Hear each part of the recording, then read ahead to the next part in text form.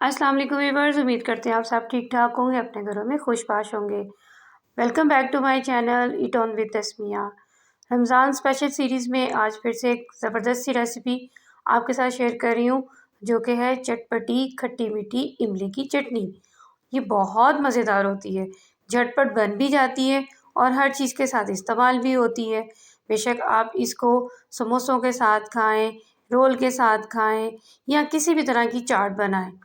या कोई भी फ्राइड चीज़ बनाएँ, हर चीज़ के साथ इसकी रमज़ान में ज़रूरत पड़ती ही पड़ती है और बनाना भी बहुत आसान है।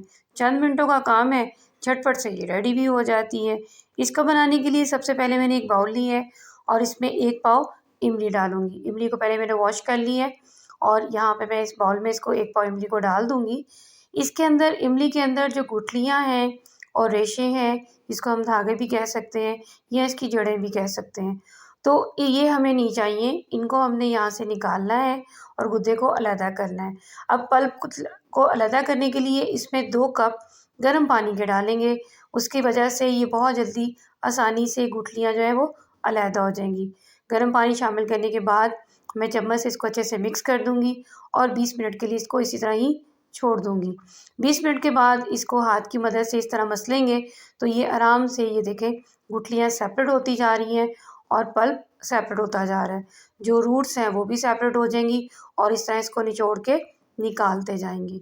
अब इस सारे मिक्सचर को मैं सेपरेट करती हूँ। ये पल्प अलग कर ली है मैंने और ये गुठलियाँ और इसके साथ की ये रूट्स ये सब अलहदा कर लिए हैं, ये सब निकाल लिए हैं। अब इसको मज़ीद अच्छा रिज़ल्ट देने के लिए इसको मैं स्ट्रेन कर लूँगी एक बार और जब ये गुद्दा पल्प जो है थोड़ा थिक सा हो जाएगा, तो कम से कम पानी डालकर इसको इसमें से निकालते जाएँगे, ताकि ज़्यादा क्वांटिटी में हमारे पास इसका जो पल्प है वो आ जाए। अब ये जितना निकल आए ऊपर ये रह गया बाकी सारा हमारे लिए वो अब सारा का सारा वेस्ट वेस्ट है है। और जो हमें रिक्वायर्ड था वो देखिए नीचे बाउल में आ गया है। अब एक मैं पैन लूँगी और इस पैन के अंदर मैंने इस सारे पल्प को डाल दिए हैं और इसको चूल्हे पे रख दिया और फ्लेम को ऑन कर दिया है। मीडियम फ्लेम के ऊपर इसको पकाएँगे। जब ये बॉइलिंग पॉइंट पे आएगा तो इसके ऊपर इस तरह व्हाइट-व्हाइट ये झाग सी आ जाएगी। झाग इस बात की निशानी है कि ये इमली का कच्चापन दिखा रही है। तो इसको हम पकाएँगे तकरीबन 4 से 5 मिनट के बाद आप देखेंगे कि झाग खत्म होना शुरू हो जाएगी। कुछ मसाले शामिल करूँगी, जिसमें सबसे पहले 1/4 टीस्पून के बराबर इसमें मैं अदरक का पाउडर शामिल कर रही हूँ। आपके पास ना हो तो आप फ्रेश अदरक का इस्तेमाल कर लीजिएगा, लेकिन अदरक को ज़रूर शामिल कीजिएगा, इससे इसका टेस्ट बहुत अच्छा आता है। इसके बाद इसके अंदर एक छोटा-सा टुकड़ा दालचीनी का डाल देंगे और फिर इसको मिक्स करेंगे और उसके बाद इस पूरे के अंदर मैं जो 1 पाव इमली थी उसमें आधा कप के बराबर चीनी डाल दूँगी। आधा कप ही चीनी डालेंगे क्योंकि अगर चीनी ज़्यादा डालेंगे तो फिर इमली की खटास ख़त्म हो जाएगी। हाफ़ टी स्पून के बराबर मैंने सफ़ेद ज़ीरा शामिल की है, आप पाउडर की सूरत में भी शामिल कर सकते हैं और हाफ़ टी स्पून काली मिर्च का पाउडर शामिल कर रही हूँ।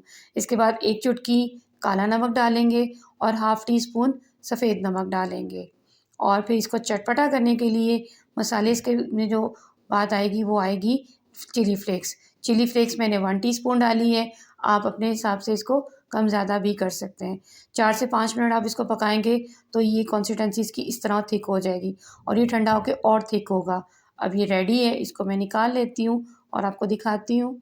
ये देखें, मज़ेदार सी, चटपटी सी, जल्दी से रेडी हो जाने वाली इमली की चटनी तैयार है, जिसको आप रमज़ान में बनाएँ और तकरीबन आप इसको 2 हफ्तों तक फ्रिज में आराम से स्टोर कर सकते हैं। ये बिल्कुल ख़राब नहीं होगी और हर चीज़ के साथ यूज़ भी हो जाएगी।